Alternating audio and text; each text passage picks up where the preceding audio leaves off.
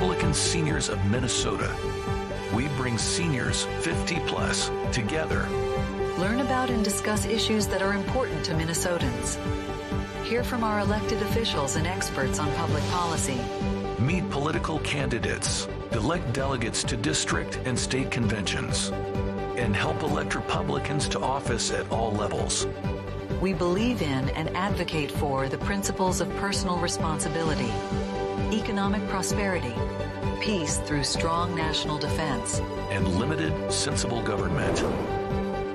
Republican Seniors of Minnesota, thanks for joining us. The East Lobby over there has doors that can close. Wait for the microphone. This is pretty important. We have the very echoey room, and people can't hear. Even though you think you have a loud voice and you're shouting, people can't hear. So as we have question and answer time, as we have introduce yourself time, as we have announcement time, please wait for the microphone. The seats closest over there to the beverage station are off camera, so if you get the microphone, it'd be helpful if you stand up and move a little closer to the center aisle. And a quick sound check. John? Good sound? Can we increase the volume a little bit, please, Mike? And the man behind the screen there is our former chair, Mike Lehman, and he is managing sound. If at any time during the meeting you are not able to hear, please raise a hand and we'll make sure that the sound gets cranked up a little bit. Please join me in an opening prayer. Gracious God, we thank you for this opportunity to gather for a meeting. Please bless our speakers this day. Help them to communicate clearly the knowledge they have to share. We pray for those in government. Grace them with your guidance and give them courage to do what is right. We pray for our candidates who are seeking government office. Keep them and their volunteers safe as they meet with and educate voters. We especially thank you for your care of President Trump on July 13th. Open the hearts and minds of voters to consider who best reflects their values. We thank you for each and every one who is here today. Grant each of us the strength and determination to take action and make a difference, using fully the skills and the lifetime you have given to us. Amen.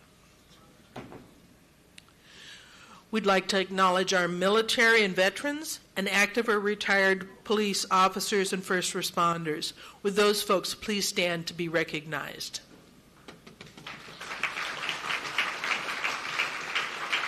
And now will all of you stand, please, and join us in the Pledge of Allegiance.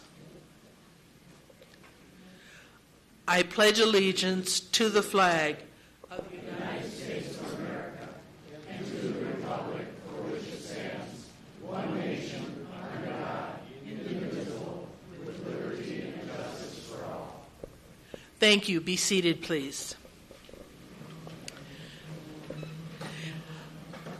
If you have an announcement that you'd like to make, there will be a session, a little 30-second announcement time just before our door prize drawing at the very end of the meeting.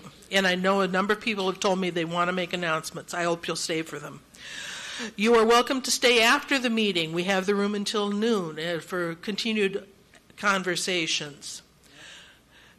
The MNGOP booth at the State Fair will be opening soon. Our Seniors Day, August 26th, has a full slate of volunteers, so thank you very much, volunteers who signed up.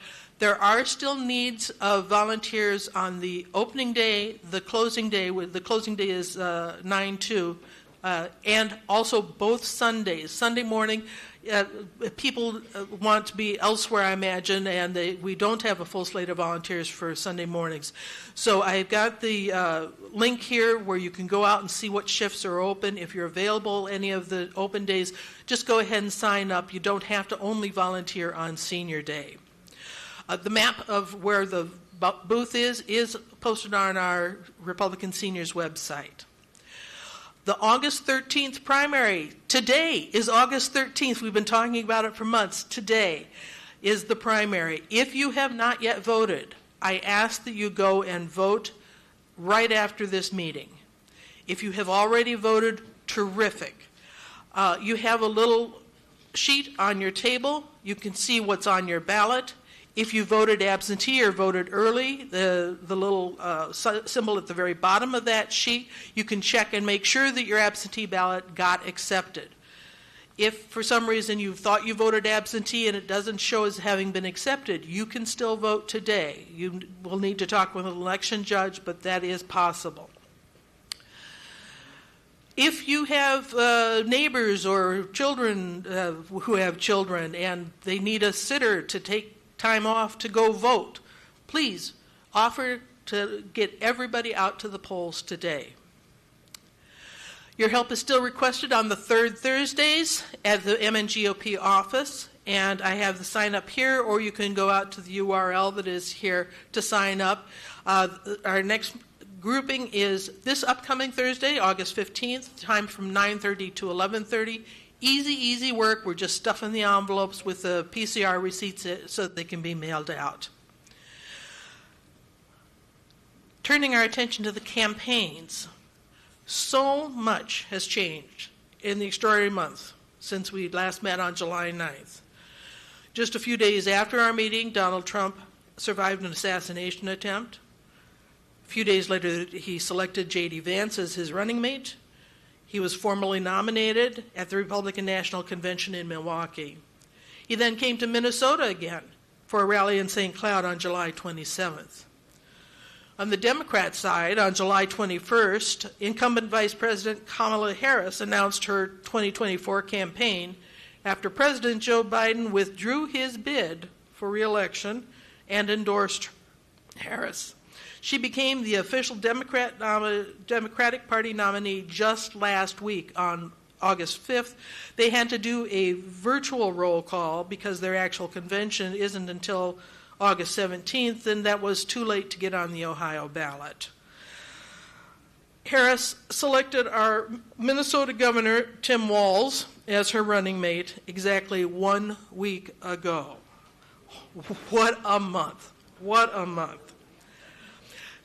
On the positive side, just last week, the Trump 47 team opened a dozen campaign field offices throughout Minnesota. Mike, you have that list? It's going to be a minute. The locations are posted on the MNGOP website under the Get Involved tab. I have them printed out up here. And there are also dedicated Republican National Committee election integrity staff here in Minnesota, and there is a significant election integrity effort underway. I am delighted to welcome speakers from the Minnesota Trump 47 campaign to speak with us briefly. Lauren Kozakowski is the Hennepin County Coordinator for the Minnesota Trump campaign, and Blake Paulson is the Minnesota State Director, Team Donald J. Trump. Lauren, welcome.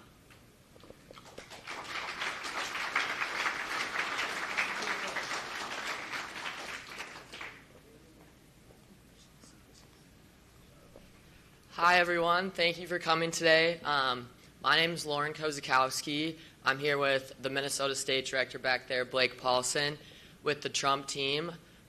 Like Carol mentioned, we've got about 12 operational field offices in Minnesota already, and as of the end of this week, we will have about 15 dedicated staff on the ground. Our goal is to turn out Republicans for all the Republican primaries and for the presidential election, obviously. And I think, if you have any questions or if you've taken a sign and I didn't get your name, if you could please stop by over there and I will take that down. Or if you have any questions, we'll be hanging out in the back. And here is Blake. Good morning, everybody. Thanks for being here. And I know a lot of you guys are active being election judges and poll watchers and challengers. If you're doing that today at any point, thank you for doing that. I wanted you all to meet Lauren, who's a new member of our team. We'll have 15 full-time people, as she said, by the end of this week across the state. We'd love for all of you to be a part of our program. Just in a 30-second pitch, the Trump Force 47 program is a very targeted and localized effort of folks like you doing very specific targeted voter contacts to low-propensity Republicans which are probably none of you because you all are here and very involved. It's the people that say, oh, I'm too busy to vote, or forget about voting, or, we're Republicans, we actually work and maybe just forget and can't vote.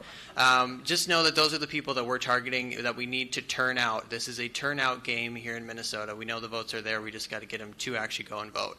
So by signing up to be a part of our team, we're asking people to just attend a training. By attending a training, we're going to send you home with 10 Trump signs. We're going to send you home with a cool Trump Force 47 patch. And if you do your first 10 targeted voter contacts, we'll get you a really cool Made in the USA Trump Captain t-shirt.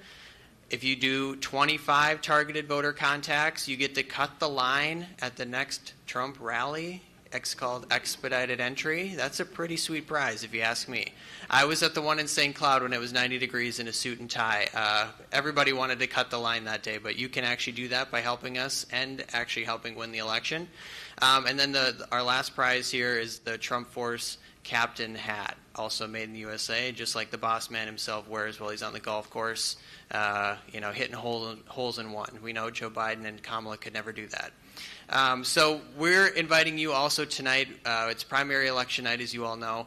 We're going to have some watch parties after the training. A lot of you guys probably got the notification from us and from me about the Zoom webinar training that we're doing. If you want to attend in person at the MNGOP office tonight in Edina, we're going to have Congressman Emmer and our team on the Zoom, but then have somebody in the room with you to answer questions, and then we're going to stay and hang out and watch primary election results as well. This is also going to happen at the Minneapolis Republican and CD5 office in Minneapolis. So if you want more information about that, Lauren and I are going to hang out back there. If you want to take a Trump sign home today, come sign up with us and we'll send you home with a bunch of goodies, and hopefully you can get involved so we can give you even more. So thank you all for what you're already doing and for what we're going to do in making history here in just a little bit. So have a great day. Wonderful. Thank you, Blake. We have, Blake, can you hang here and answer questions, please? Where's my microphones, please?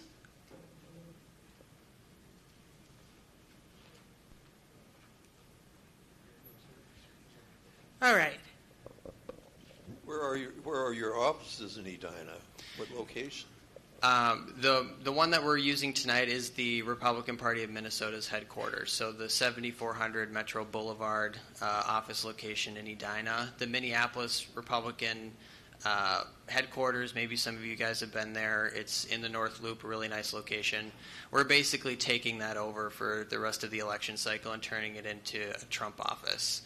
The other ones across the state, we'll have one in Litchfield, Bemidji, Detroit Lakes, Lakeville, Mankato, Winona, Hermantown or Duluth, and Chaska and Blaine as well. So those are live, on the Minnesota GOP's a website under field office locations. There's also a list of offices that maybe they're not actually an official Trump office, but it's a county party or a BPOU across the state that has a location where there'll be signs and other resources and things to check in with. So please check that out.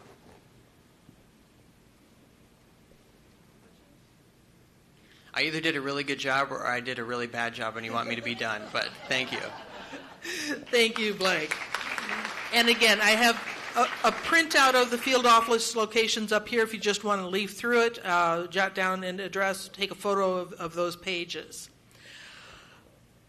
Now we'll hear from several Minnesota-endorsed Republican candidates. Each will have 3 minutes to speak and 1 minute for Q&A from the group.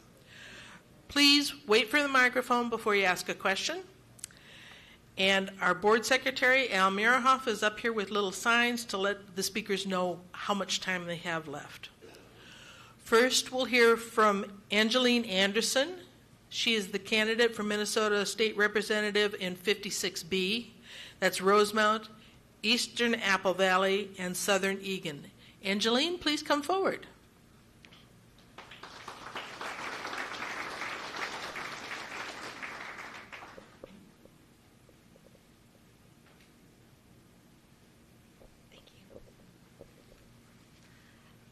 Hello, as she said, my name is Angeline Anderson, and she mentioned my district, which is 56B, which is Rosemount, Eastern Apple Valley, and Southern Egan. I come before you not as a seasoned politician, but as someone who shares your values of faith, family, and freedom. I've spent my life in various roles, from acting and producing to graphic design, but my heart has always been with my family and my community. I was raised in a hardworking household. My father was a proud Teamsters union member, and my mother a registered nurse who has also helped run our small family telecommunications business. As the oldest of 5, I learned early the importance of responsibility and service to others. My upbringing instilled in me the faith-based, family-centric values that I hold dear to my heart today. After graduating from Rosemont High School, I attended Bethel University and moved to Los Angeles, California, to pursue a career in the film industry. I spent over 12 years working in various roles and building my own production company. In 2020, I returned back to Minnesota, to my home during the pandemic, and I stayed to help care for my grandfather as he was battling his terminal cancer. My grandfather's story is one of love for his country. He immigrated to Minnesota from Canada in search of a better life, and he was passionate about his faith, his family, and freedom. During those final days, we had many heartfelt conversations about the importance of preserving our American values, and it was through him that I decided to get involved in politics.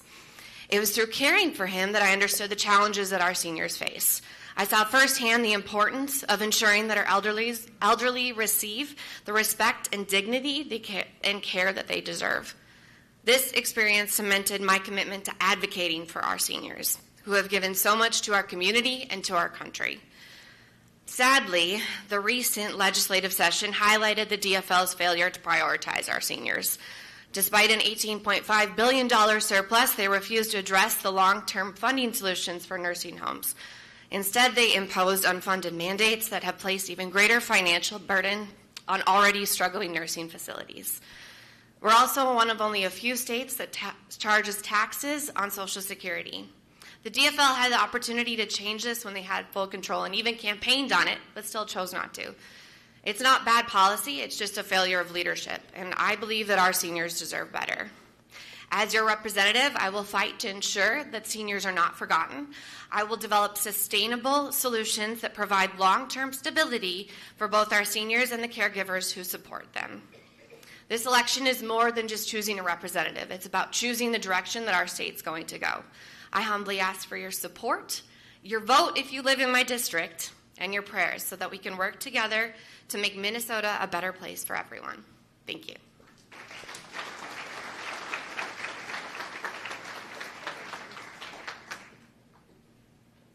Thank you so much, Angeline. Are there questions for Angeline?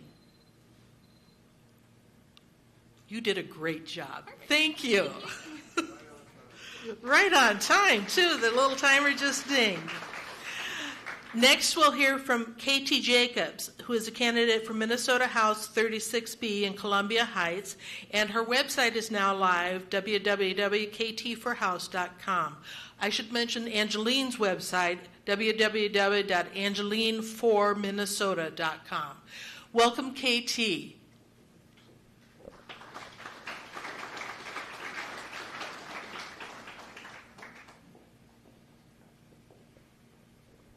Angeline, you made it very difficult for me to follow you. My name is KT Jacobs. I'm going to run through my background very quickly. I am the mother of 3, grandmother of 3, and great-grandmother of a 7-year-old. I live in Columbia Heights. I have lived in my district for 30 years in the same house. I just paid off my mortgage, and now I'm waiting for the deed so I can make a copy and burn that sucker in the backyard. The interesting thing is that as a retiree and as a senior, I now put away more money per month to cover my insurance and taxes than what my original house payment was, PITI, principal, interest, taxes, and insurance. That was a little depressing.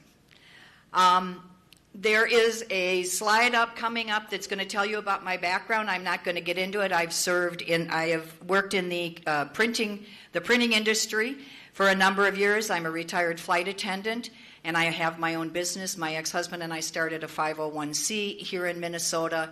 that talks about the German heritage and educates about Carnival of all things, which is like one of the funnest things in the world besides Munich's Oktoberfest.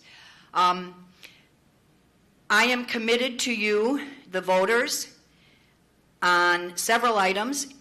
I want to talk about economic stability and the lack of transparency. We all got a refund from that huge overpayment we made. I don't know about you, but I only got about $250 or $300, and I was expecting a heck of a lot more. There is legislation that says that the legislators can make a decision if there's something not covered by budget money, they can make a decision to take that surplus and apply some of that to something that has not been budgeted for. I have no problem with that, but I'd like to know what in the heck we're paying for, because I haven't heard anything about where the rest of that surplus, that overpayment went. And on top of the surplus and not getting it back, they raised our taxes. I want to see more stability in the economy and the government spending. My opponent is an immigration lawyer. I have no problem with legal immigration. I come from an era where you had to have a good reason to come into this country, and it wasn't because the bread was too high or there was gang members in your community. You had to come in, you had to be sponsored, and you had to follow the process. Both my sets of my grandparents came in from Czechoslovakia and from Germany, and I know how much it meant to them to assimilate and be part of and give back to the country that was giving to them. Education, making the grade in and out of the classroom. Most of our communities, our school districts, are falling far short of the mark. We went, I believe in 10 years, we dropped from being number 6 in the state, thereabouts. We're down to about 19 now in the country. That's despicable, and we're not preparing our young kids to go out and be adults. Boy, that's a lot to pack into 3 minutes, and I'm seeing 30 seconds left. I have information on the back. If you live in Columbia Heights, precincts 1 through 7, New Brighton, precincts 1 through 6, or all of St. Anthony, please, I have information back there. If you do make a donation for me, I'll take anything you've got that's burning a hole in your pocket. Please fill out the top of the volunteer form so I know that you have contributed to my campaign and know where to get a hold of you. If you'd like to volunteer or have a meet and greet, please sign that part of it as well. I guess that's it. My time is up. I'm ready for questions. I could not possibly have done that well. I left a lot on the table. Thank you very much for letting me be here this morning. I appreciate the opportunity to speak to you. Thank you so much, Katie. Great job. And our third candidate speaker is Owen Michelson, who is candidate for State Representative Minnesota House in 50A. That's for Edina and a sliver of North Bloomington. His website is owen4house.com. Welcome, Owen. Thank you, Carol. As Carol just mentioned, yes, my name is Owen Michelson, and I'm running for House Seat 50A in Bloomington and Edina. 51 years ago, in 1973, Time magazine ran a cover story article declaring the good life in Minnesota. How many of you remember that? More than half of your hands are going up. That was an unbelievable article because it basically declared Minnesota one of the best states in the Union, if not the best state in the Union. The writer of that article, Lance Morrill, 50 years ago, last year, in an editorial in the Wall Street Journal said, that's not the Minnesota of today. The Minnesota of today has done a 180. You don't need Lance Morrill to tell you that. Because you know, just as I think it was RT who just said this, Minnesota used to be the toast of the nation's public educational system. Top 5.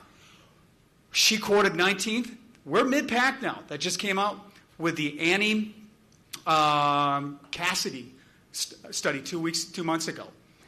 Minnesota now is not a low crime state. It's a high crime state. Minnesota now, this past biennium, 2 years, has seen the worst corruption the state of Minnesota has ever had. We are dealing with $1 billion in fraud. Medicaid, the autism centers, the Feeding Our Future, the frontline workers, it goes on and on and on. Those are the big highlights, but there's about 20 of them. That is unacceptable. I'm doing a lot of door knocking, and I'm going out and I'm concentrating on the swing voters. That's the only way to win. And a lot of them are disgusted by this too. But what's very interesting about them is this is not the worst. For them, the worst, and probably for many of you, is the rancor and the lack of decorum and problem solving of our decision makers. And I suggest that I am going to, when I take office, going to be a solution seeker and a problem solver. And that's what I did when I was on Edina School Board. I did not run on the topic of literacy, but I championed it, and it is now one of the 3 pillars of the Edina School District. I'm excited to be a problem solver on behalf of all people in Bloomington and Edina. I want to solve problems such as, why are we taxing our Social Security? Why didn't the DFL do the minuscule funding of the nursing homes that they could have? Why? We need to have decision makers who can collaborate and get things done. I am so excited to have the GOP nomination for SD50A. If you want to contribute to my campaign, I'd love it. As Carol's mentioned, my website is owen4house.com. That's the number. And I now see from Al that my time is up. So I guess I get questions.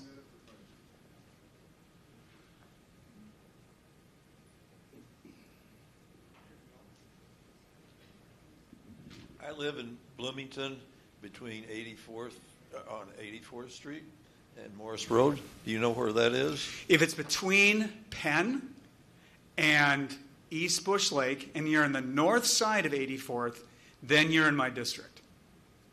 I'll support you. Fantastic. Love to hear it, because we need to return to the good life in Minnesota. There's another question over here. Right here.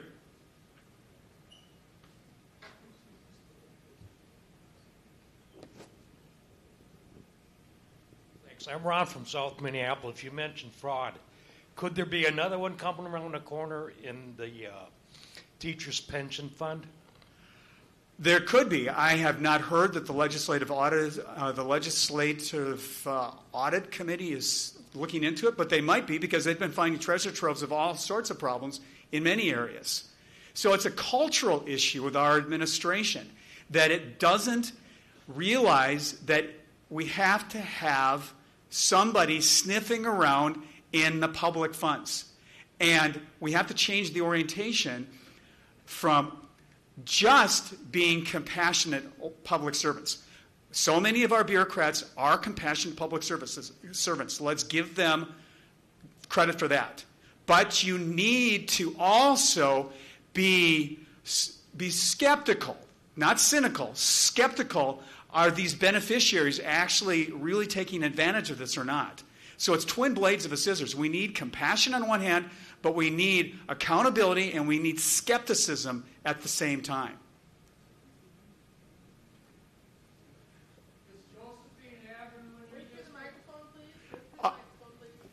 He asked if Josephine Avenue is in my district. There is a Josephine Avenue in my district, south of... I'm just west of Highway 100. North of Crosstown? No. South of the Crosstown. Yep, you're in my district then. Between 66th and the Crosstown. Yeah, you're in the district then. Fine. All right. I got a voter right there. We got back there.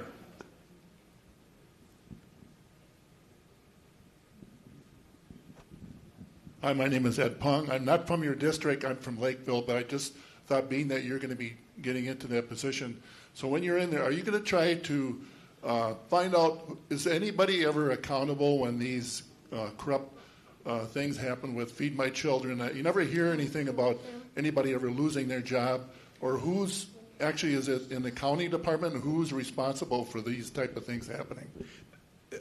Well, ultimately, it's the governor, because it's the governor's administration. And the governor has not taken people to task. There have been no firings because of it. There have been no public accountability sessions. That's just not happened. And that's why I'm saying that it's twin blades of a scissors. Yes, we need to have compassionate public servants who want to help people, to see their need, but they also have to be skeptical, because there is so much fraud going on.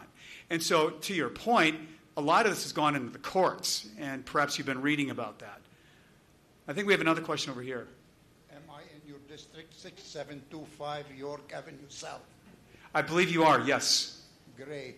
You Yep. have my vote. Oh, outstanding. I've got another vote right here. Triumph. Thank you, Owen. Okay, thank you, Carol. Thank you so much, Owen. Good job on the questions, folks, too. And now, our featured speaker, Lonnie Leitner. Lonnie is the Chief of Staff at American Majority. He'll be speaking on the topic, Key 2024 Election Issues. He'll be describing how federal issues that are debated in the presidential election can make a difference to Minnesota. Lonnie specializes in political training, campaign management, and voter education. He's been involved in political campaigns at the local level, such as school board and city council. He's also managed federal races for U.S. House and U.S. Senate from Florida to Washington State. Lonnie Leitner has been active on issues-based campaigns, such as ballot initiatives. In addition, he's advised some major corporations on how to navigate the political waters on issues such as oil pipelines, agriculture, tobacco, health care, law and order, and crime-related issues. Lonnie's a local boy. He attended Cretin-Durham Hall High School in St. Paul, and then graduated from Marquette University in Milwaukee, Wisconsin, with a Bachelor of Arts in Political Science. Welcome, Lonnie.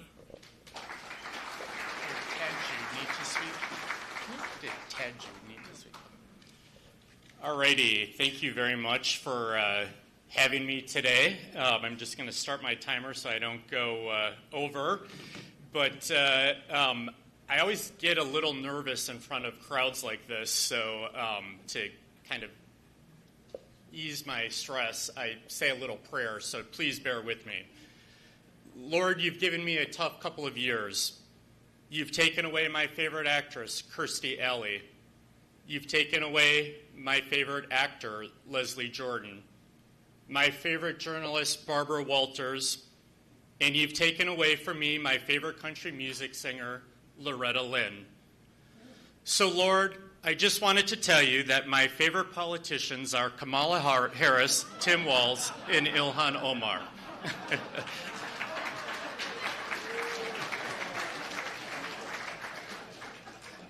So, I want to thank everybody for being here today, but I mean no disrespect when I say this. Those of us in this room today, we are not normal. We are not normal. And I say that because when we are going out to talk to normal people, we have to remember that we're not normal. So when we're talking about politics with normal people, we cannot assume anything. All of us know where to vote.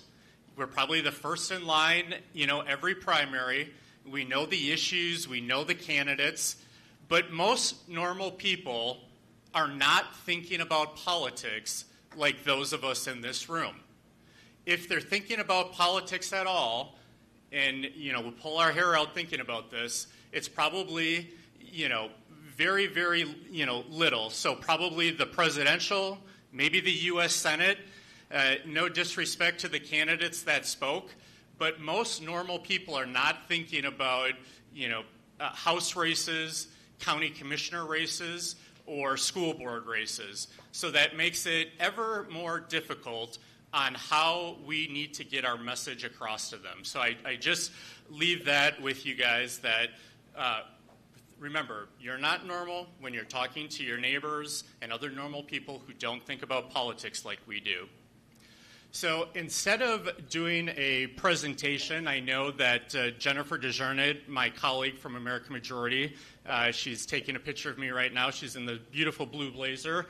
She spoke a few months ago on ballot chase. Ned Ryun, I know the president of American Majority, I think he spoke last year. So instead of doing a PowerPoint presentation, I'm just going to kind of speak from the heart. And I wrote some of these notes down last night, so I hope you like my point of view. As you know, we live in unprecedented times, in fear of losing our beloved country, democracy, and freedoms granted by the Constitution. The 2020 presidential election and the devastating aftermath was a travesty for 75 million conservatives and our future generations. Our freedoms are hanging by a thread. President Trump wants to make America great again. Kamala Harris and the Democrats want to make America Europe. As I watch the nightly news, I ask myself, is this really America? We are living in the most radical administration in our country's history, and my God, have things gone downhill fast. Kamala Harris's America is terrifying. Hypocrisy is ripe in this new world order in which we are living. Have you guys noticed yet, have you picked up that the Democrats, they like to project onto the Republicans as to what they themselves are guilty of? Christians and Jews are under attack. Churches and synagogues, as you remember, were forced closed during COVID, while Walmart, liquor stores, and strip clubs stayed open and deemed essential. Religious freedom is in danger of being annihilated. Our country is rolling out the red carpet for the millions of illegals who are flooding in without a concern for the health and safety of our citizens. Invited by the Biden-Harris regime in the name of millions of future blue voters. Again, why is the southern border open? It's because the Democrats see those people coming across our border as future Democrat voters. Border agents are in grave danger, and they're being forced to release illegal criminals. Our schools and healthcare system are buckling under the weight of millions of illegals pouring into our country. We all remember on Joe Biden's first day in office, in a swipe of a pen, thousands and thousands of jobs were lost with the cancellation of the Keystone Pipeline. In my bio, it was mentioned that I worked on a pipeline. I worked for the Dakota Access Pipeline, and I was proud to say that on Donald Trump's first day, I lost my job because the pipeline went through. We all remember bodies falling from U.S. airplanes as the United States of America pulled out of Afghanistan, leaving billions of dollars worth of equipment on the ground for China and our enemies to use as their own. We see and feel inflation, and we see and feel the crippling effects of the supply chain shortages. Freedom of speech is burning at the stake, with conservative voices being suffocated and silenced, cut off from their own social media accounts, and stripped of speaking engagement on America's campuses and universities. Lawmakers and mainstream media have demanded the plug be pulled on conservative cable news networks to silence our voices. If you're a right-wing conservative, you're automatically labeled a criminal. If you're a Catholic like I am, or a Jew, you are the new deplorable. The Democratic Party, my friends, it's not your daddy's Democratic Party anymore. The Democratic Party has become the racist, the anti-capitalist party, demonizing and deplatforming its political opponents with the help of network media and the Silicon tech lords, opposing all attempts to secure the integrity of our electoral system, promoting election fraud, opening borders to illegal immigrants who they are confident will be Democrat voters, destroying industries, promoting policies that will bankrupt our nation, all while denouncing anyone who challenges their electoral malpractices as armed insurrectionists and white supremacists. All of these goals have one explanation: their drive to create a one-party state. We Minnesotans know a little something about a one-party state, and it is not pretty. If it were up to the Democrats in Minnesota, we would not be voting. They control everything. It is a one-party state. Minnesota, like America, is facing dark days, and the majority of Americans, poll after poll, think the country is heading in the wrong direction, so much so that it is unrecognizable from just a few short years ago. America simply cannot afford 4 more years of Kamala Harris. So we have to ask ourselves, can America be saved? Who here is pretty pessimistic in thinking that America's brightest days are behind us? There's a lot of pessimism in this room. Well, I want you to think about this. In April of 1941, Hitler had overrun all of Europe except for England. The Japanese had overrun all of Southeast Asia. And at that time, the Gallup polling organization asked Americans if we should get involved in the war. Given everything that was happening in our country, 81% of Americans said no. The United States should not get involved in the war. 8 months later, the Japanese attacked Pearl Harbor on December 7th, 1941, and we all know what happened. Americans woke up. 4 years later, the United States eliminated both totalitarian empires, winning World War II. So yes, America can be saved. I share that story to point out that Americans are very tolerant people who are willing to give the benefit of the doubt, but that there is a limit to our tolerance. The American political left never know when to stop. They will and are overplaying their hands.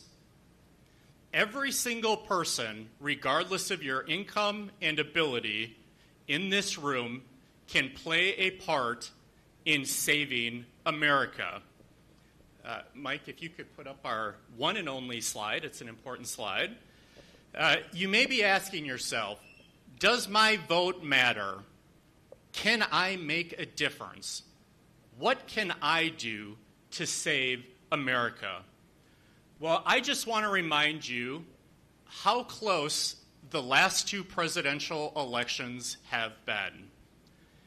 In 2016, Donald Trump won the presidency by 77,744 votes in the state of Michigan, Pennsylvania, and Wisconsin.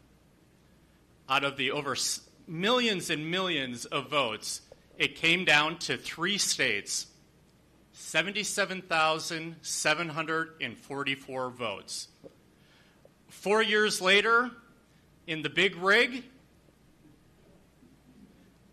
Biden came out on top by 42,844 votes. Think about that. Joe Biden was able to rig the election to win by the skin of his teeth 42,844 votes in 3 states, Arizona, Georgia, and Wisconsin. Now, I will say, when Donald Trump was running against Joe Biden, I was feeling very optimistic, maybe getting out ahead of myself a little bit. And with the race as it stands today, with Kamala as the nominee, you know, she overnight went from the worst vice president in the history of the United States to the white knight who has promised to unite and save America. We all know that's a bunch of BS, but I put this slide up there. I am willing to predict and say that the 2024 campaign, the election results, are going to be likely in this margin. So everybody in this room can make a difference. So there are probably right now, there are, 6 swing states: Arizona, Nevada, North Carolina, Pennsylvania, Michigan, Wisconsin, followed by Minnesota and Virginia. So yes, your vote is going to matter. What you do during the next 83 days is going to make or break this election. There is a very small sliver of the population who plan to vote this fall who have not made up their minds. Who are these people? At the very least, I want everybody in this room for the next 83 days, everybody that you come into contact with, everybody in your network, all of your friends and family and neighbors, I want you to put them into categories. And as a good Catholic boy, I was raised to be a saint. And the first category we have are saints. All of us in this room are likely saints. We don't need to convince the person sitting next to you to get out and vote Republican. Why? Because we're saints. Now, the sinners. These are the people that, if Donald Trump cured cancer, they would not give him any credit, and they would still despise and hate him. And as much as we think just, having lunch or having dinner or having a beer or just another 3 minutes of trying to talk some sense, common sense, into these sinners, we're going to be able to change their mind and convert them. We've got to stop wasting our time. I do not want anybody in this room for the next 83 days, no matter how good you are and how smart you are and how persuasive you are, to waste 1 second of your time trying to convert a sinner. Our third category, savables. Everybody in this room knows a savable. Whether it's your son, your daughter, your neighbor, somebody in your network, somebody on your Facebook, they can be saved. For the next 83 days, I want you to identify how many savables you know. And then I want you to go out and politely, kindly, thoughtfully speak to their heart. Tell them why you're voting the way that you are voting. And let's try to make some of those, let's save some of those savables and get them over to our side. And you don't think it's going to make a difference? I just remind you, 42,844 votes was the margin of victory for Biden 4 years ago. So, the field is set. Harris versus Trump. Nobody else running matters. I myself, I love RFK. Think he brings a good stance on some of the issues, but forget about him. The field is Kamala Harris versus Donald Trump. It's time for Republicans and really anyone who loves and believes in America to come together.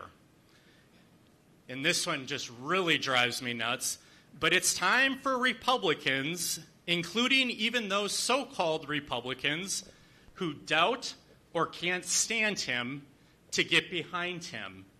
We must unite behind Donald J. Trump. The times demand it.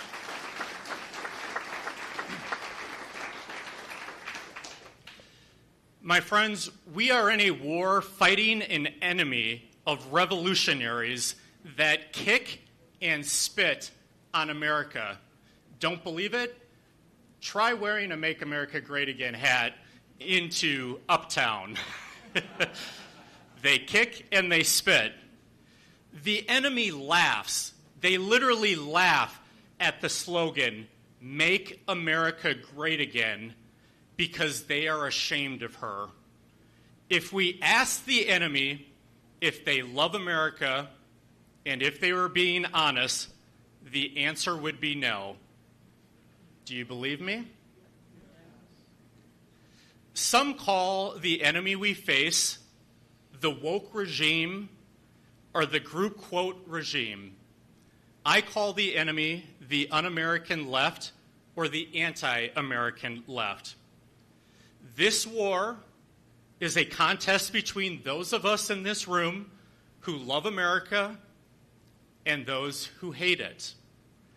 But we do not have a commander-in-chief who can't win a war without one.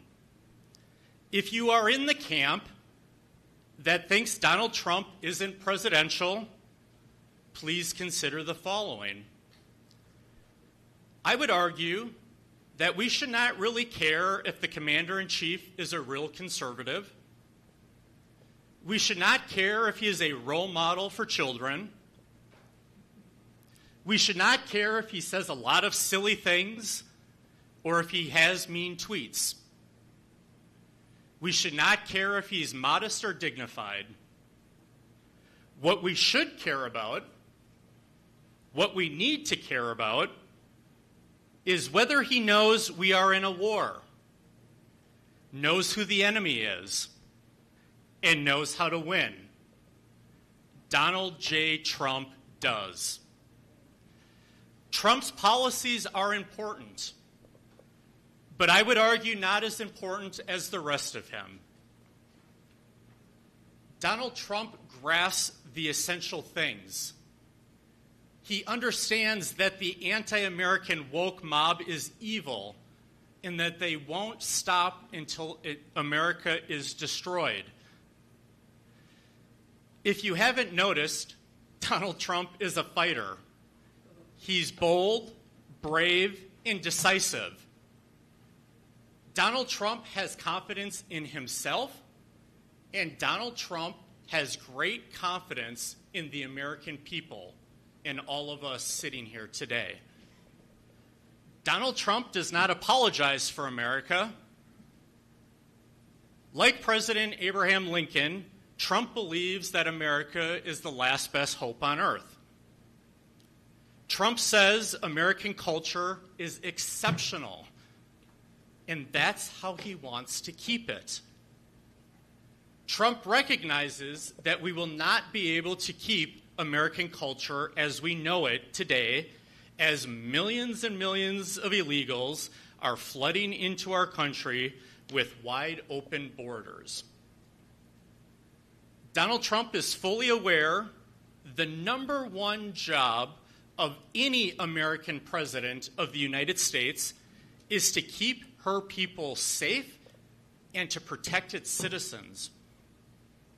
Protect them not just from enemies abroad, but from the woke globalist within. He knows that America does not need more diversity. He knows that America does not need more diversity. It needs more cohesion. Our opponents, the un-America left, love to tell Trump supporters they are a threat to democracy. How many times have we heard it? Donald Trump and his supporters are a threat to democracy. This is rich, seeing that their nominee, Kamala Harris, didn't receive a single vote, projecting yet again. But think about that. You are a threat to democracy. They are saying that those of us in this room that support Donald Trump and his America First policies are a threat to democracy. I don't know about you, but I hope that Donald Trump releases the January 6th hostages on day one.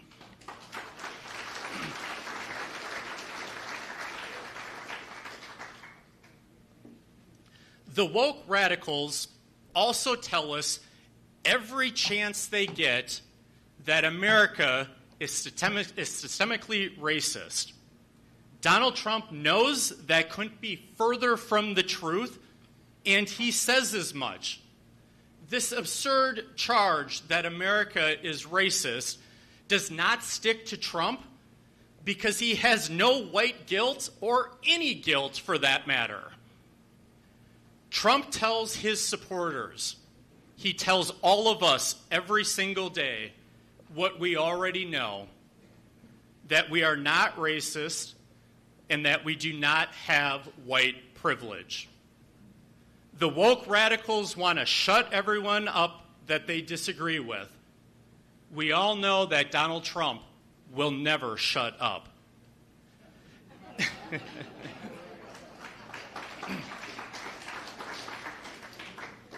If Donald Trump's political opponents somehow manage to put him in jail, you know as well as I know that he will grow even stronger and more determined than he is right now. Donald Trump knows that everyone in this room is not perfect. Donald Trump knows that we are all sinners. Donald Trump, therefore, recognizes and rejects the so-called promised land or the utopia that the left promise us. Trump is a businessman who takes the world on his own terms. He uses facts and figures. He's pretty black and white. Donald Trump uses common sense, something that I yearn in our politicians and elected leaders. When Donald Trump says he wants to make America great again, his supporters, all of us in this room, know exactly the America he's fighting to preserve. Trump's supporters love him as much as he loves us. Trump's supporters will fight for him because we know that he will fight for us and that he would give his life for America. Trump speaks to his supporters as fellow citizens. It amazes me when I watch Trump address these massive crowds. He speaks to us as equals. He doesn't speak to us like a bunch of idiots. He doesn't look down on us. He knows, he believes that we can make our own decision. He speaks to us as fellow citizens. Despite the fact that Trump is worth billions and billions, and I better just throw in another billion in case he's listening, he is one of us. Trump connects with the forgotten man and woman who have been left behind by America's political class. Who would have ever thought a New York billionaire connecting with the forgotten woman and man in America. Trump is an outsider. He is the ultimate outsider. Trump is just as disgusted with the anti-American elites as every single one of us sitting here. The natural appeal has awakened an army of American patriots. We cannot stop the anti-American left and save America without all of you patriots coming together and working hard to fight for Donald Trump, just like he has fought for us. Unlike your typical Republicans, I hope we all learn that we need to fight to save America.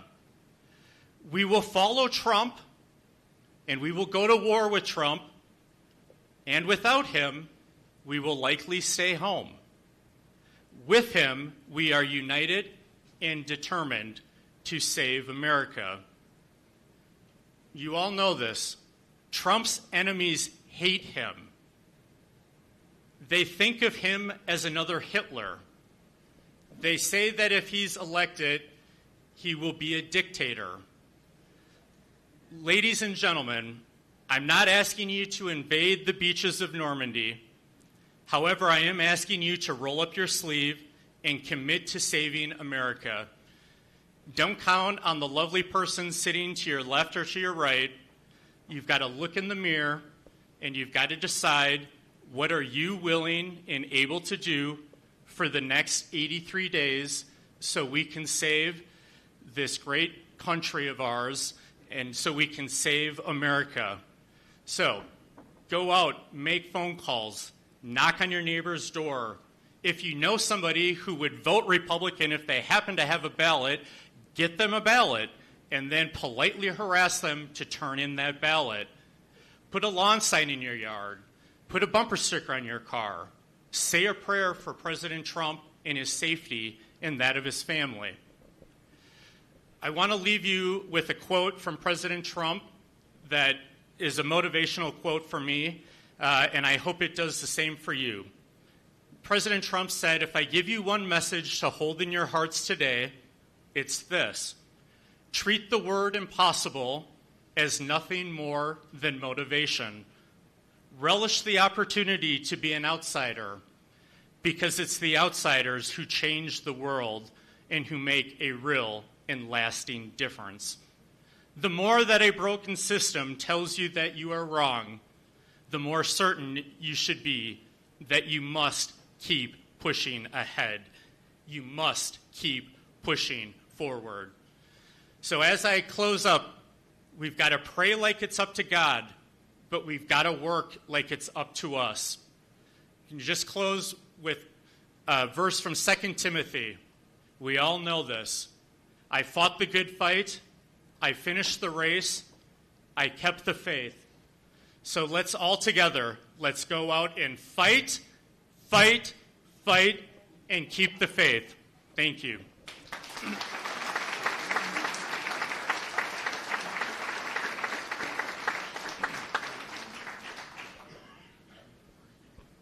Thank you for that inspirational speech, Lonnie.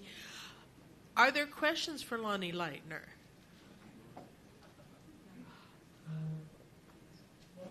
Lyondale Johnson.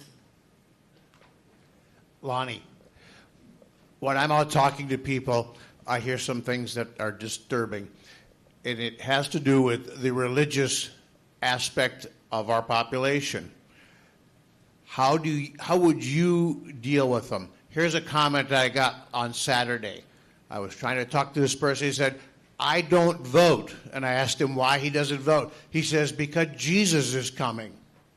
And at a church that I go to, the pastor doesn't want to get involved in politics unless it brings people to Jesus. They don't even understand what's going on with that. How would you answer those people? Again, I hope these people are savables, because if they're saints, we're wasting our time, and if they're sinners, it's not worth it. But this is a challenging question. I just think they're looking for Jesus. We've got to find issues in which we can appeal to them. For example, the abortion issue. Now, most Republican consultants would say, let's shy away from abortion. But I can't think of a greater issue to appeal to strong, solid Christians than to go on offense on abortion. Those of us in this room who are pro-life, we are not the extreme. Tim Walz and the Democrats are the extremists. They are the ones that don't want to be able to decide what to do with the baby until after it's born. So we have to go on offense, and we have to pick issues like that to maybe appeal to fellow Christians. I just want to say, since I have the microphone, in the very back of the room, you'll notice there are a lot of books and pamphlets by David Horowitz. And for those of you who don't know David Horowitz, he's a former radical leftist, card-carrying communist who is now a conservative. And I learned everything I know about politics from David Horowitz. And so compliments of David Horowitz and myself. Please take a book, take a pamphlet. And one of the things that I personally like to do is all these neighborhood take a book, grab a book. I like to put conservative books in all of these liberal neighborhood mailboxes. So if you have a neighborhood mailbox, please take a book and put one in. So. Hi, Ed Pung from Lakeville. Thank you for coming over here today and giving your insight into the election.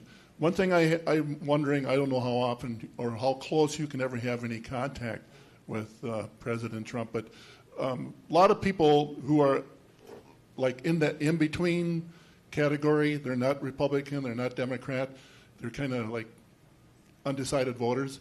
One thing that I watch Fox News quite often, and Greg Gutfeld has a evening program, and he commented about a good comment about Donald Trump, and I'll vote for Donald Trump. But one of the things that I think he needs, and everybody says this, is when he's campaigning, when he's talking, he gets way too hung up on the personal issues with his opponent. And Kamala Harris and Walz have plenty of them. However, you're not going to swing a lot of these undecided votes by just expressing your personal dislike for a person's personality. He needs to stick to the issues at hand. Why are people upset about what's going on? Economy, immigration, police security. And Trump had a recent interview, or was on the news where he had a half an hour or 90 minutes, I don't know how long it was, and most of that time he talked about how he disliked the personal image of the Kamala Harris and Walz.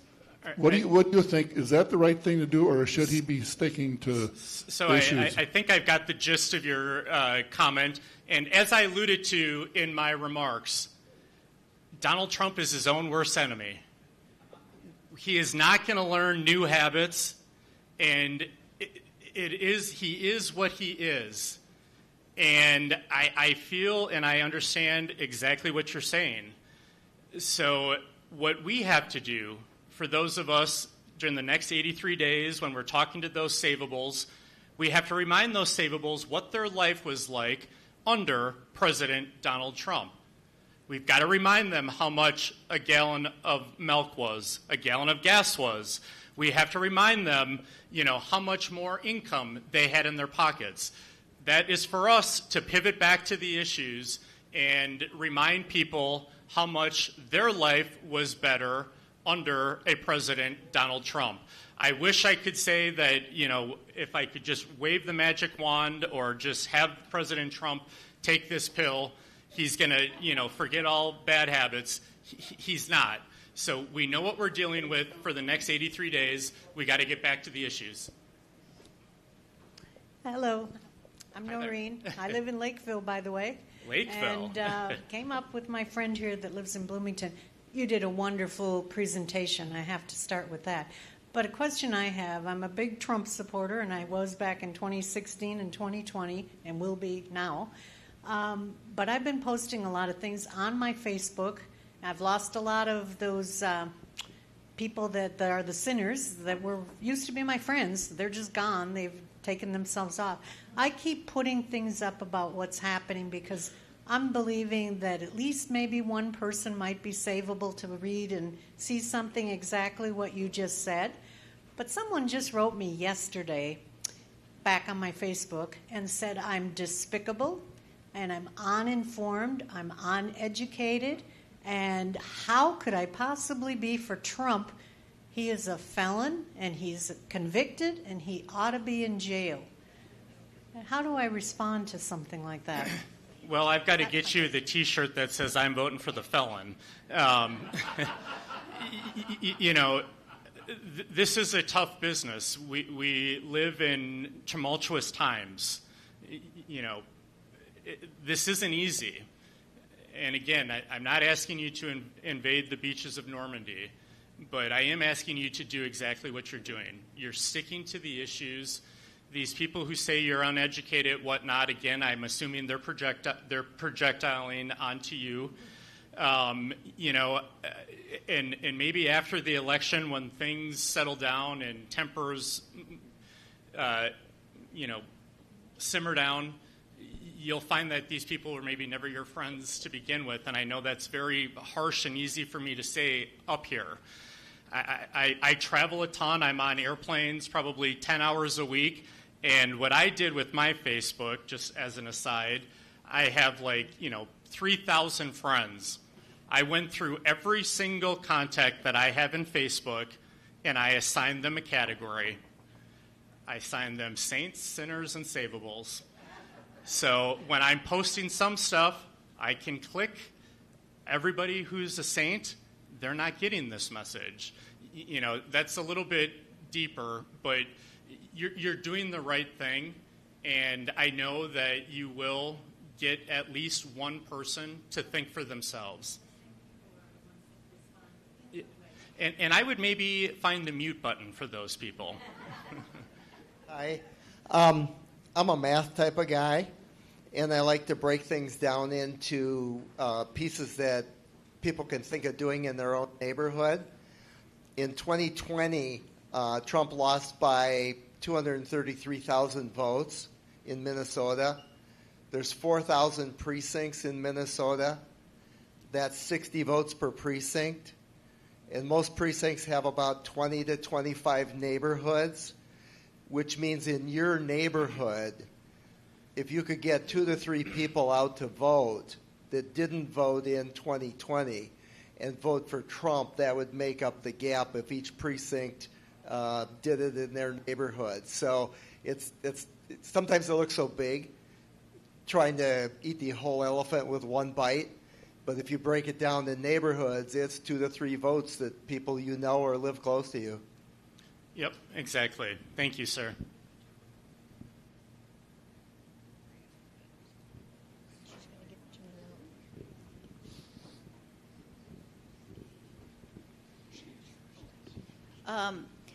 There's a group out of Fort Worth, Texas. It's called Flashpoint. Are you familiar with it? I am not familiar with Flashpoint. Oh, my gosh.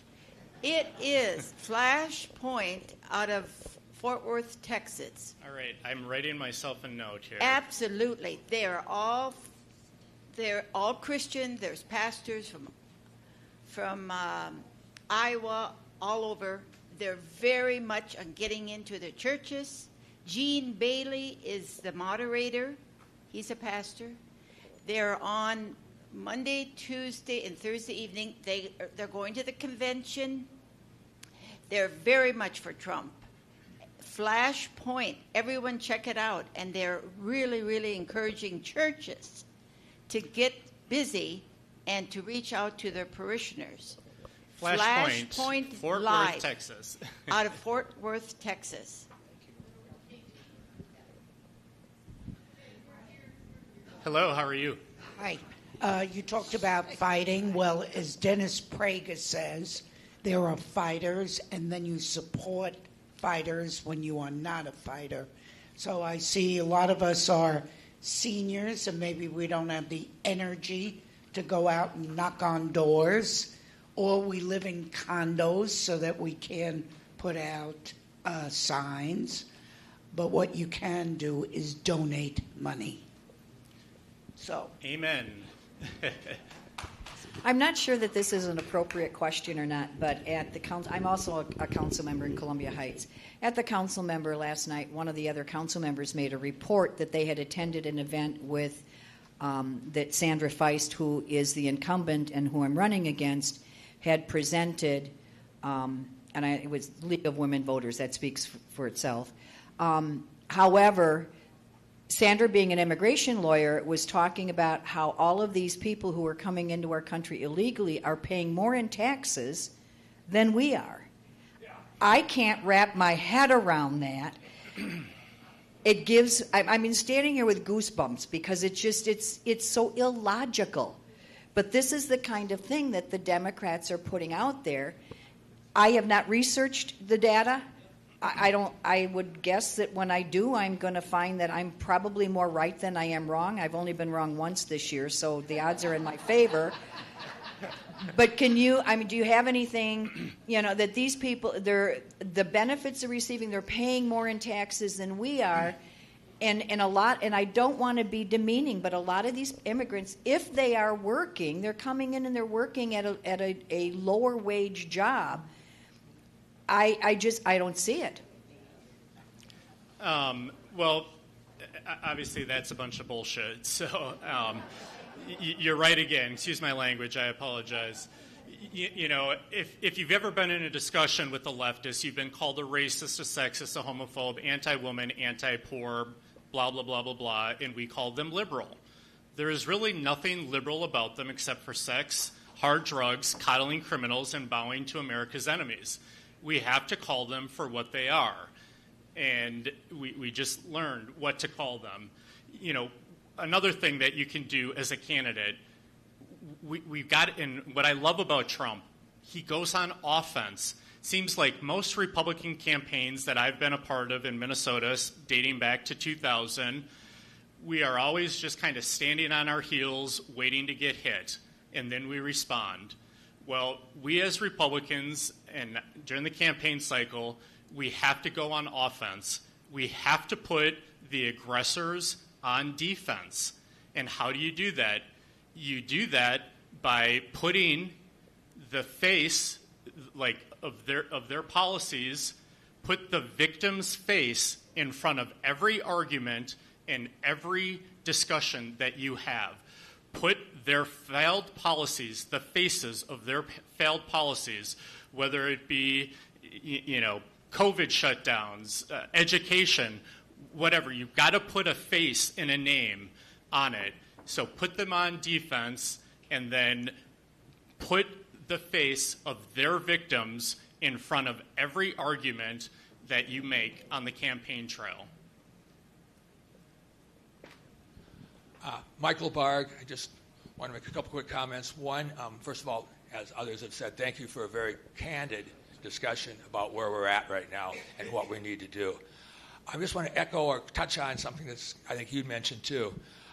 It gets frustrating sometimes, and I feel for them, but if you look at the people that are in the savable category, I think we all have friends that are in that category, and too often I hear from people on our side that, well, such and such a person, I know their feeling, and they talk about it, and they have a different opinion than I do, and I want to say something back, but I don't want to lose them as a friend. Well, I would say not that you attack them back, who try to present, as you're saying today, to disableables and use those kind of tactics. But if you can't respond and give your opinion from the context of a friend to some person or person that their opinions because they've told them, then I do really question if you're afraid of losing them as a friend just because you're expressing your views. Are they truly a friend? And I'd say it's worth risking that, because if they won't even give you the respect that you're giving them to know what their opinions are, then I question whether that's somebody, if in fact they break away from you or no longer will be your friend, I question whether you really had a friend to begin with. So I think more people need to be not attacking them, but be willing to express their opinions and not feel like, oh no, I hope I'm not offending my friend. And I really think there's a lot of that out there, and I think we need to look at it differently and stop doing that. I just want to add one more thing to what you said. Those of you who may be out there thinking in your head, mentally going through your Rolodexes and whatnot, trying to identify who are those savables. Well, one little trick that I do to identify savables is I ask people, to reference like maybe this person who you're afraid to lose as a friend. I just ask, hey, where do you get your news from? And depending on how they answer that, you can tell a lot about a person. Ma'am. I would just like to say something. I was talking with a friend the other day, not knowing she was liberal. And I said, when she told me she was liberal, I said, oh my God, I thought you were smarter than that. And she said, I said, you're Catholic. I said, we don't believe in abortion. And that's what they believe in. And she looked at me and she said, nobody is going to tell me what to do. And I said, but if you were thinking about abortion, somebody has already told you what to do. So women, if you're pregnant and you don't care, somebody has already told you what to do because you're pregnant. Yes, sir. Yes, my question for you is Minnesota, we're very close. I believe Trump can win. But I read that Walz said that he's not going to acknowledge the electoral system today, that if he was going to go into the popular vote, so if the popular vote wins nationally, he's going to take Minnesota's electoral votes and put it in that category of who won the popular election. So let's say we won Trump here in Minnesota, but nationally the popular election went for Biden or went for Kamala. Do you have any knowledge about that? I didn't hear or read that, but I do know that there are many people within the Republican Party, more so the Democratic Party, that support national popular vote. National popular vote is a very dangerous thing, and we have to stick to the Electoral College. I will have to read up a little bit, sir, on what Walz said, so I don't want to speak to that. But I'm getting the polite hook here, so I'm just going to pass the microphone over. I'll be around to answer any questions in the back. And again, please take a book, pamphlet, and give a book or pamphlet to a potential savable. Thank you. Thank you again for a wonderful, wonderful presentation, Lonnie. Well done. In closing, our next meeting is September 10th. Our featured speaker will be Mark Haveman. I will do that in a minute. Thank you for the reminder. Our next meeting is September 10th. Our featured speaker will be Mark Haveman with insights on Minnesota's state fiscal policy. We'll also hear from 4 endorsed candidates for Minnesota House. It's been suggested that we try seating by city. I had said last meeting we would try it for this one. I couldn't pull it off. I have to make signs. I have to get some help setting that up. We'll try that in September so you can see who in the room is from your general area. Are there guests or first-time visitors today? We invite you to introduce yourself. Please wait for the microphone. Lynn, do you have a microphone for the person up here?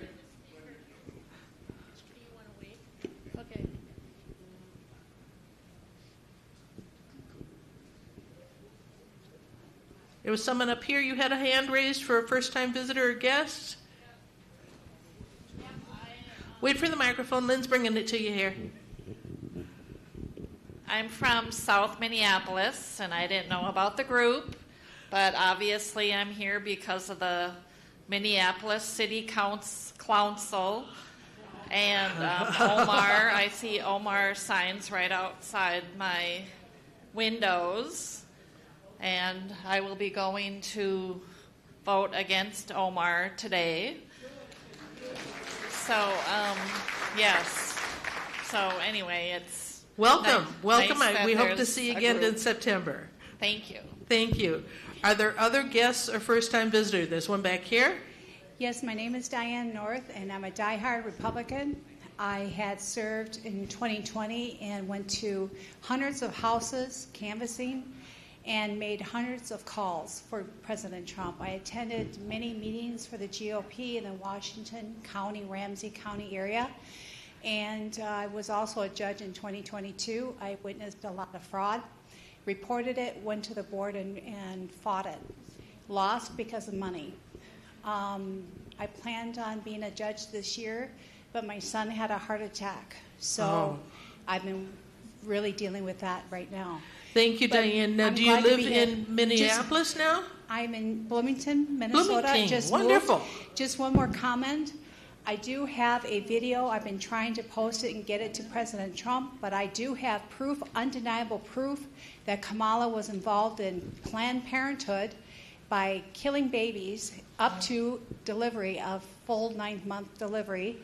And I have the proof to give it to anyone that wants it, but you got to get it to President Trump because it'll rock the boat. Thank you, Diane. Other visitors or first-time guests? Another first-time person here? Lynn? She already spoke.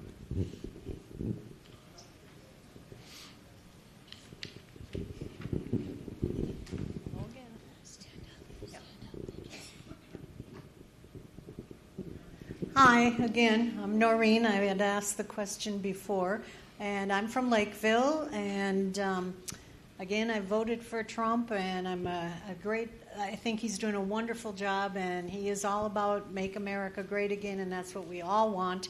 And I'm piggybacking off from something that somebody said about abortion. I have a daughter-in-law that's due today or tomorrow. And Wonderful. she's this big. And they'll be baby number 3, and we're Catholic. And we've had this discussion before with my daughter-in-law about what if at 6 months or 9 months, right now, as she's ready to have a baby in the next couple of days, if she said, I don't want this baby, I'm going to have an abortion. In Minnesota and in other states, there are those legalities where you can make that decision at the day when the baby's born. I can't imagine. I just can't imagine that. But anyway, I'm glad to be here, and I thank you. Thank everybody. you. We will have time for 30-second announcements in just another minute here. Do we have another first-time visitor? Back there, Lynn? Right behind you there.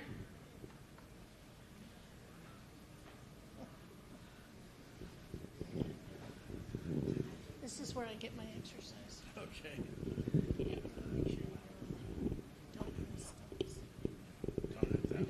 Dave Stolland.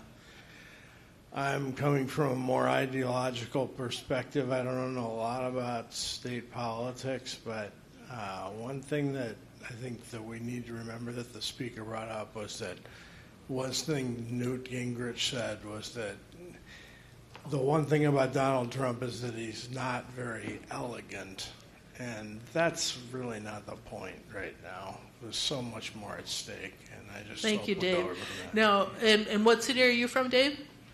St. Paul. St. Paul. Thank you. Welcome. And the Thank next you. gentleman, are you also a first-time visitor or guest? Okay.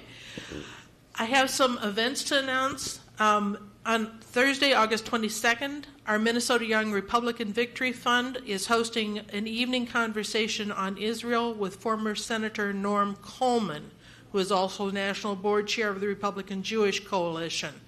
Ticket costs are at their website. They're quite modest. The exact location in West Metro will be provided to ticket holders. I have the printout up here where you can get the Young Republican website, go to their event page, and sign up for that, and that is August 22nd. The Well-Respected Leadership Institute will host no-cost training at multiple locations in Minnesota this month. Again, I have the brochure up here. The closest one to us is this Saturday, August 17th. It's at Canterbury Park in Shakopee. It is no cost.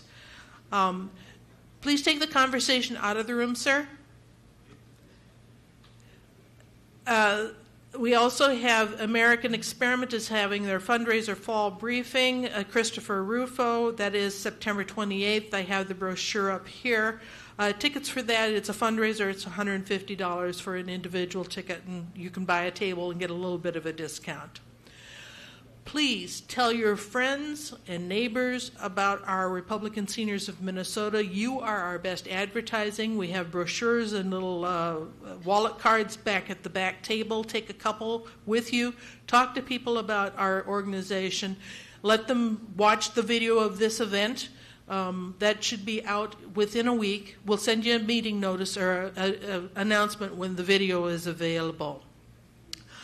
More information is up here at the table about all the things I've announced, including sign up for working at MNGOP office this upcoming Thursday. Now, Steve, you had asked to make a 30-second announcement, and Mike, you had a slide for that, please. And microphone coming here.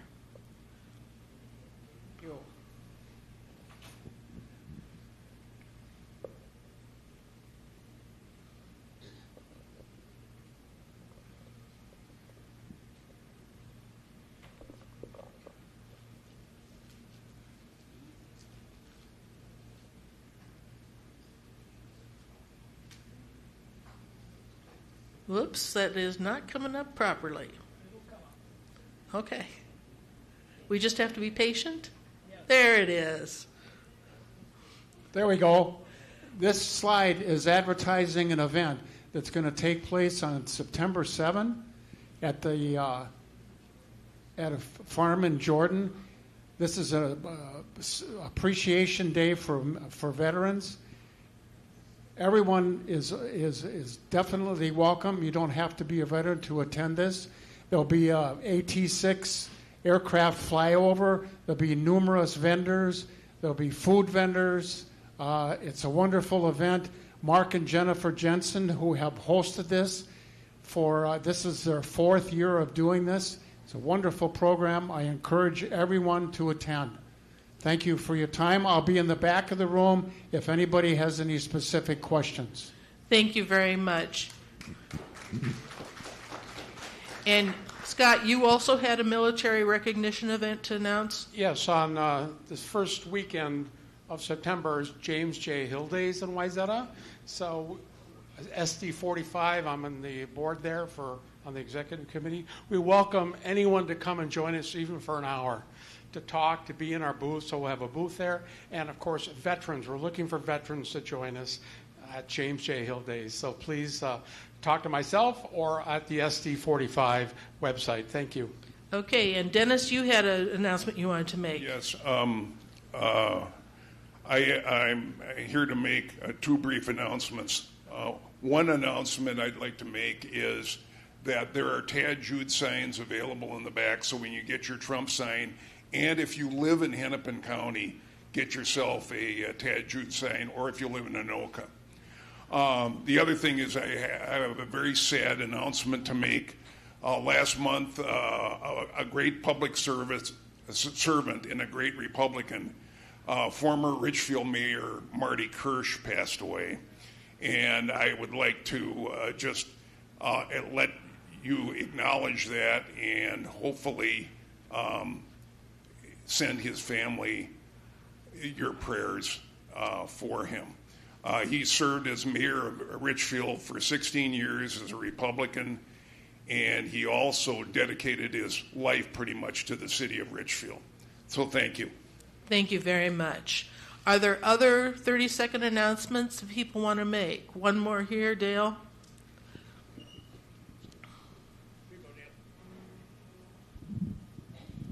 My name is Lyondale Johnson. I'm running for the Minnesota House of Representatives, who represent the larger part of Bloomington. That's Penn Avenue all the way to the east. So if you want somebody to go and represent you at the state capitol who isn't a Democrat, talk to me after. Lyondale Johnson. Thank you, Dale. Anyone else with a 30-second announcement? Wonderful. We'll wrap things up with our door prize. Drawing.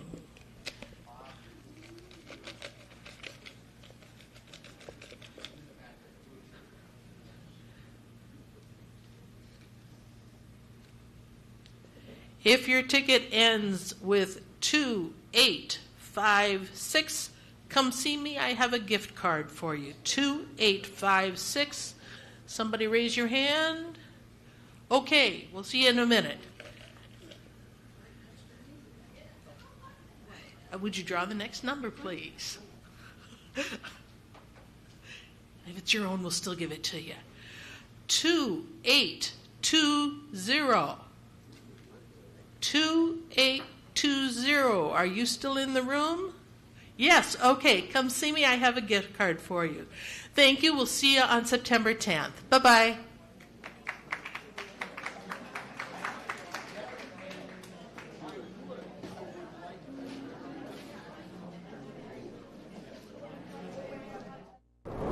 Republican Seniors of Minnesota. For more information, please visit republicanseniorsmn.com. While visiting our website, you can click on the video tab to watch videos of past meetings. Also, look for other tabs that bring you to our live player and other special video programs. Or on YouTube, search for Republican Seniors of Minnesota.